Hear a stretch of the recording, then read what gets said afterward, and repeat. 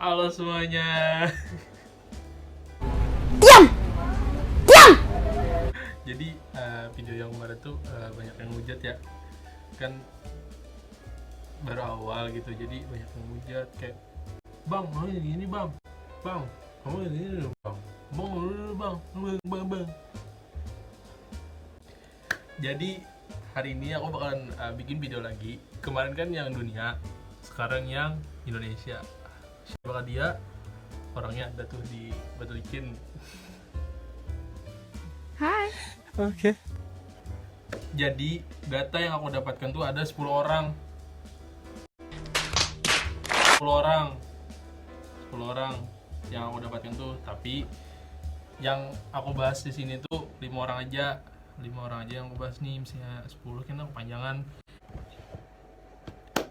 Oke, langsung saja kita mulai dari urutan yang pertama, yaitu ada Robert Budi Hartono dan Michael Budi Hartono. Dua bersaudara pemilik perusahaan rokok PT Jarum. Hartono bersaudara memiliki kekayaan hingga 13,6 miliar atau mencapai 217,6 triliun rupiah. Tak hanya rokok, dua pengusaha ini juga memiliki bisnis properti juga seperti Puri Cukni, Graha Padma Internusa, Nagaraja Lestasi, dan Cipta Bumi Indah, dan bisnis elektronik. Banyak berarti bisnisnya. Selain itu, Hartono bersaudara juga merupakan pemegang saham terbesar di Bank BCA. Hartono beli saham BCA dari Salim Group tahun 1997-1998 saat krisis ekonomi saat terjadi.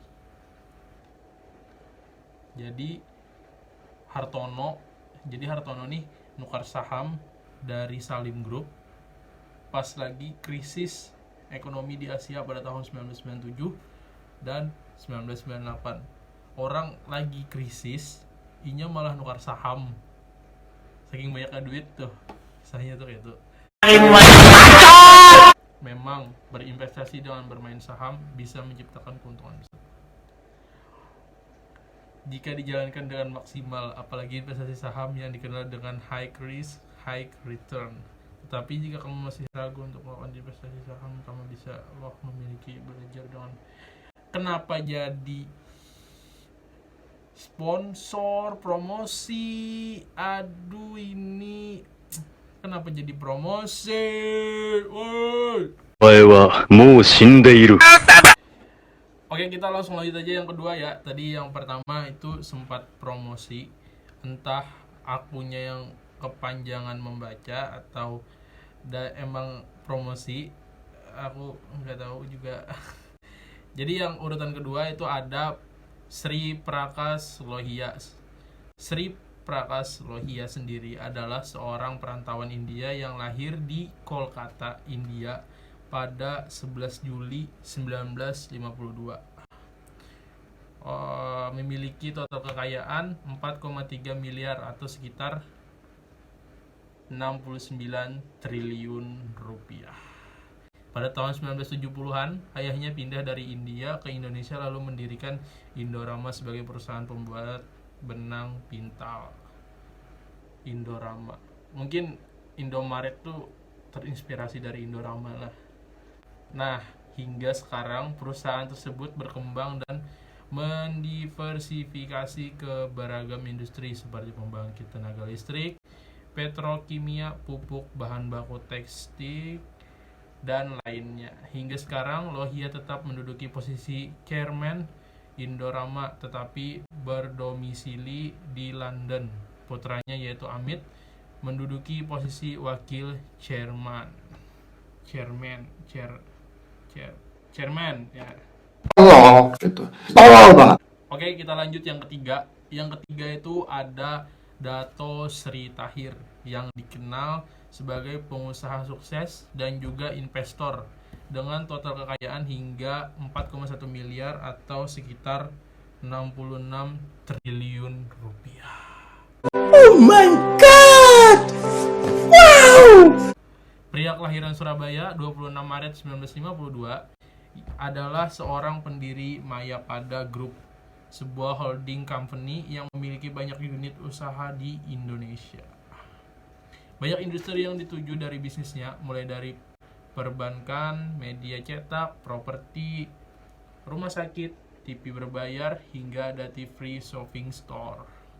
Walaupun seorang miliarder, Thohir ternyata dikenal sebagai seseorang yang dermawan. Wah, mantap nih, dermawan nih.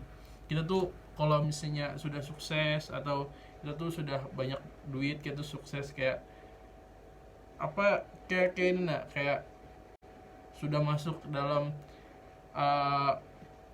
orang terkaya di Indonesia, kita tuh harus tetap dermawan, berbagi kepada orang-orang yang membutuhkan, yang orang kada mampu. Kita harus berbagi dong.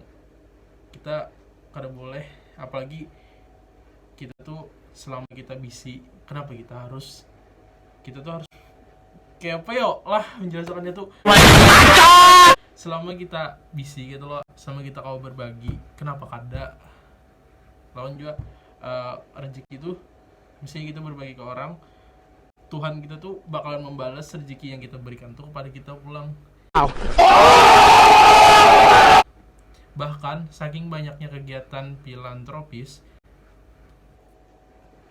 yang dilakukan, ia dijuluki Bill Gates-nya Indonesia. Bill Gates-nya Indonesia. Jangan-jangan ini bisa Microsoft nih, Microsoft Indonesia.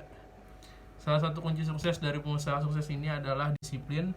Contohnya, ia selalu bangun pagi setiap pukul 5:30, 5.30, lalu membaca koran berbahasa Mandarin, Inggris, dan Indonesia. Jadi yang 7 melandau, yang bangun jam 7, bangun jam 9, apalagi pas lagi corona nih, liburan sekolah lo, ada yang bangun jam 9, jam 10,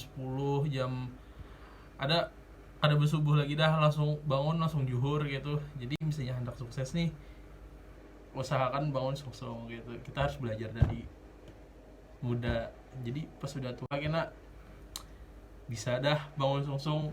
Kena pas bebini atau belaki bangun melandau, dihamok kena lawan pasangan. Baik, sekarang kita lanjut yang keempat. Yang keempat yaitu ada Prajogo Pangestu, merupakan pemilik dari kerajaan bisnis Barito Pacific Group. PT Barito Pacific sendiri adalah sebuah bisnis yang menaungi banyak perusahaan-perusahaan di bidang petrokimia, energi, power plant, properti, perkebunan, hingga industri kayu. Tak heran kalau pengusaha sukses yang lahir pada tahun 1944 ini memiliki kekayaan 3,5 miliar dolar atau sekitar 56 triliun rupiah. Dalam versi majalah Forbes, Prajogo Pangestu masuk ke dalam daftar nomor 10 orang terkaya di Indonesia. Oh, jadi di dalam majalah, Prajogo Pangestu ini masuk ke dalam daftar nomor 10 orang terkaya di Indonesia. Jadi data yang aku dapatkan ini mungkin sudah valid, insyaallah, sampai sudah ada di dalam majalah. Sebelum sukses seperti sekarang, Prajogo Pangestu bukanlah siapa-siapa. Bahkan ia bersekolah hanya sampai SMP dan sempat menjadi supir angkot jurusan Singkawang Pontianak. Jadi sebenarnya sekolah tuh, kita di Indonesia sekolah mencari ijazah. Sebenarnya kalau di luar negeri, ijazah tuh kada terlalu penting. Di luar negeri tuh malah orang kalau bisa nyaman mencari gawean. Kalau di Indonesia kita mengandalkan ijazah. Kenapa kita harus jadi sekolah? Ya kita ijazah, harus bisa ijazah supaya nyaman mencari gawean. Cuman ini sampai SMP aja sih nih. Soalnya sempat menjadi supir angkot jurusan Singkawang Pontianak. Jadi supir angkot, pernah menjadi supir angkot. Berkat kegigihan, semangat, serta kerja kerasnya, akhirnya ia bisa mengubah nasibnya hingga sekarang menjadi salah satu orang berpengaruh di Indonesia. Jadi kita tuh sebenarnya mesti hendak sukses, hendak dikenal orang gitu. Kita tuh harus gigih dalam melakukan sesuatu. Kita tuh harus semangat dalam apa yang sudah kita gawi gitu tuh. Serta kita tuh harus kerja keras gitu. Nah, misalnya kita hendak ini gitu. Misalnya kita hendak jadi orang kaya, misalnya orang hendak jadi orang sukses, ya kita harus kerja keras gitu. Kita hendak bisa duit banyak, ya harus kerja gitu. Nah, jadi semua apa yang sudah kita lakukan tuh pasti ada hasilnya. Kalau kita bujur-bujur, hasilnya bagus juga. Tapi kalau kita main-main, orang Indonesia tuh kebanyakan tuh kada konsisten. Jadi kayak misal inya umpat, misalnya anggap aja olahraga, inya umpat futsal seminggu 2 minggu, habis itu melihat basket, raminya main basket padahal di futsalnya kan belum tuntung lagi main, belum tuntung lagi nya. Jangankan belum tuntung, pertandingan aja udah pernah umpat, habis itu maksudnya belum umpat kejuaraan, belum dapat prestasi apa gitu, inya sudah pindah ke basket. Nah, futsal belum tuntung lagi. Nah, kebanyakan orang Indonesia tuh kayak itu, kada konsisten. Jadi ya yang nonton ini udah konsisten gitu. Aku mungkin masih belajar juga, mudahan supaya lebih konsisten lagi dalam berupaya. Oke, kita lanjut nomor 5 yang terakhir. Yang terakhir adalah Chairul Tanjung. Wah, orang Tanjung beda jadi. Chairul Tanjung berada di posisi kelima dengan total kekayaan mencapai 3,1 miliar dolar atau sekitar 50 triliun. Chairul Tanjung yang mendapatkan julukan si anak singkong ini ternyata tidak hanya seorang pengusaha sukses, melainkan juga pernah menjabat sebagai Menteri Energi dan Sumber Daya Mineral, Menteri Kehutanan Indonesia, hingga Menteri Koordinator Bidang Perekonomian Indonesia. Sukses dari Chairul Tanjung didapatinya dari perusahaan yang ia dirikan, CT Corp.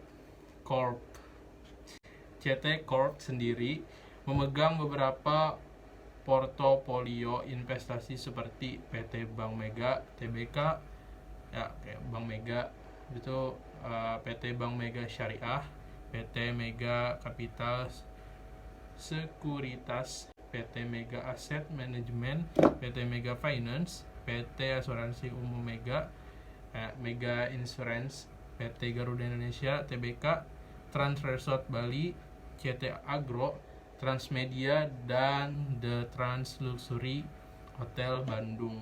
Tak hanya itu, Chairul Tanjung juga mengelola waralaba Wendy's di Indonesia. Siap. Ya, mantap. Baik, itulah tadi 5 orang terkaya di Indonesia. Jika kalian suka video ini, silakan tekan tombol like. Jika Anda tidak suka, silakan tekan tombol dislike. Jangan lupa subscribe, komen konten apa lagi yang bisa aku bikin untuk selanjutnya. Terima kasih sudah menonton video ini. Mohon maaf kalau ada kesalahan. Dadah.